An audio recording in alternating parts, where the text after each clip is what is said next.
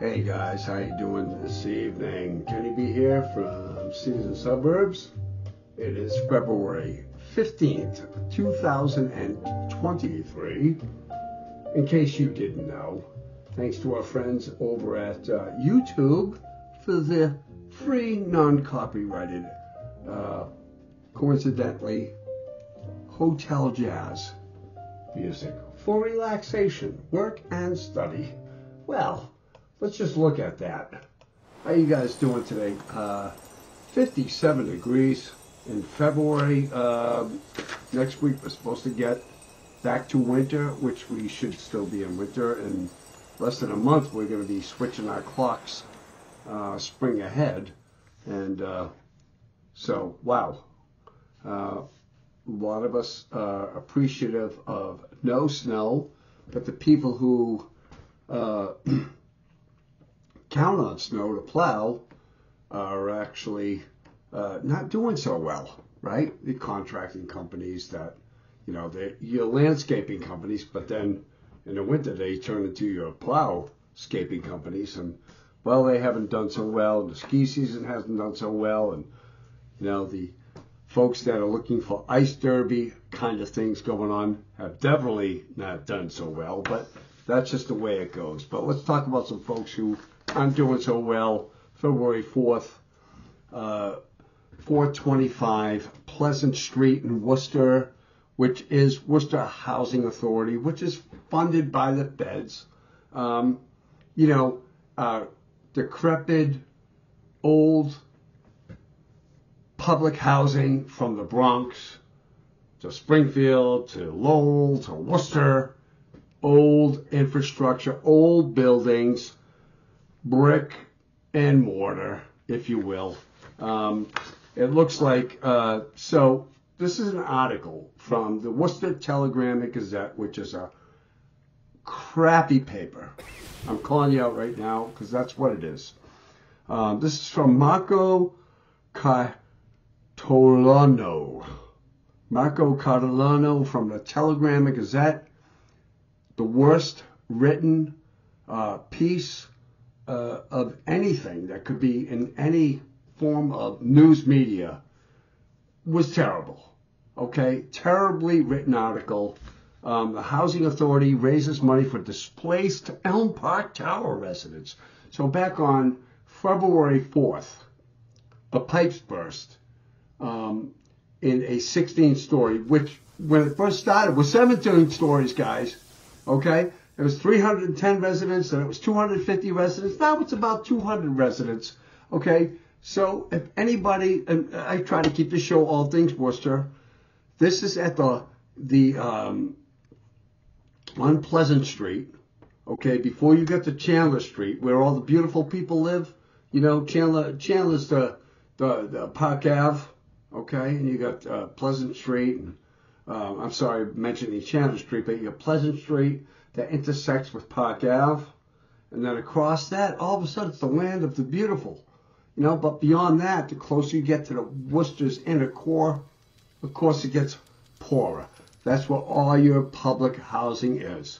Okay, and that's where all those giant towers are that were built in the 1960s, late 60s, early 70s. You know, let's build, to me, okay, ghettos. They're just ghettos.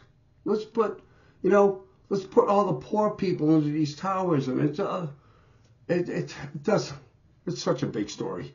But I don't mean to digress, but moving on. So a pipe burst on the 4th of February at 425 Pleasant Street, which are ironically called the Elm Park Towers. Maybe I can see Elm Park from wherever.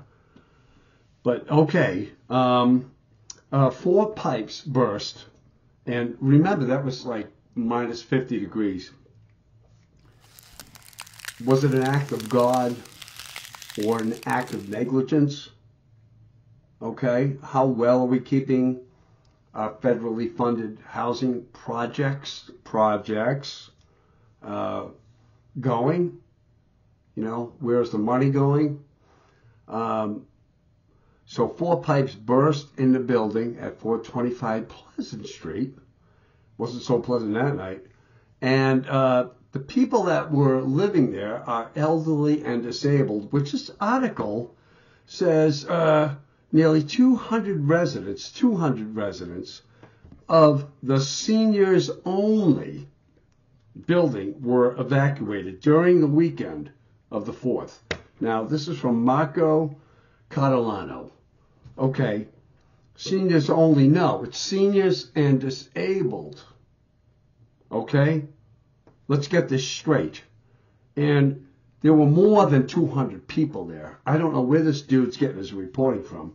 The residents were placed in, so the pipes burst, and all these folks that are living in a 17-story apartment complex had to leave. Families, single units, whatever it was. The residents were placed in 4 different area hotels, 3 in the city, and 1 in neighboring Auburn. Crap. On February 7th, update, the Worcester Housing Authority said the damage to the building's electrical system is beyond repair, and a complete replacement is needed in the 16-story building before residents were allowed to return for good. And then it was only going to take a couple of days, and then the Worcester Housing Authority said it would be at least 4 to 6 weeks. They took a lot of the folks that were living in the initial places that they, it's like a fire. I mean, the Red Cross and the Salvation Army go in there and they help relocate people in the hotels. And hotels have been the new friggin', way to take care of our homeless and folks. Anyway, many residents have been moved to extended stay America hotels in Marlborough and Westboro. We know that. Keep in mind, a lot of these folks do not drive. That's going to be the next segment here. Less than 40 are in the residence in Worcester, and few families are staying at the Days Inn Shrewsbury. Alex Corrales, Chief Executive Officer of the Worcester Housing Authority. Give me a break. Moving to the newer, they're not newer. I don't know where this dude, Marco C., is writing this, but they're not newer hotels. They've been there forever. The newer hotel rooms are equipped with kitchenettes so residents can cook their meals. Corrales, the executive director of the Worcester Housing Authority, said, "That's crap. They do not. They have a microwave oven." Okay? These folks that are living in these buildings do not have transportation. They're dislocated. They're saying that they've been given 3 meals a day. They have not been given 3 meals a day. I know, because I've worked with some of these people, and I have helped connect them to elder services for Meals on Wheels. Okay, the city is, we've successfully evacuated people. We've been successful in putting them in hotels and feeding them 3 meals a day.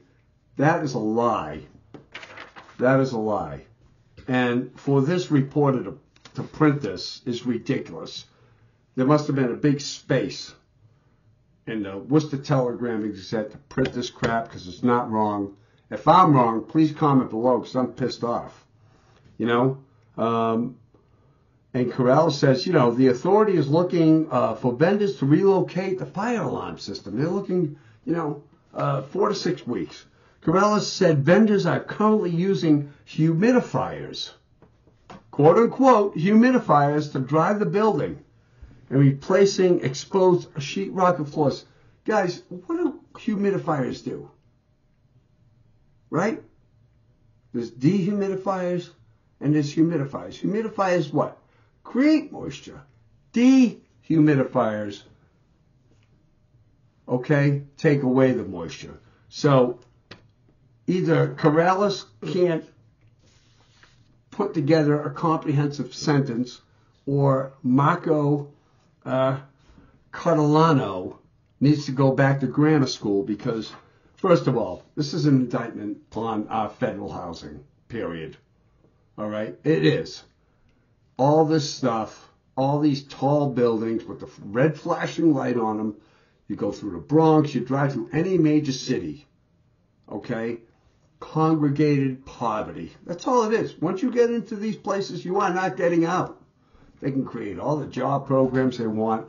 Federal housing sucks, okay? And now we're into it because, you know, the prices of it, just a one bedroom here, a one bedroom here, a studio, and, right? It's almost like we're being pressed back into, right? Let's get a mortgage because it's so much cheaper. I can get a mortgage cheaper than I can rent a one bedroom, right?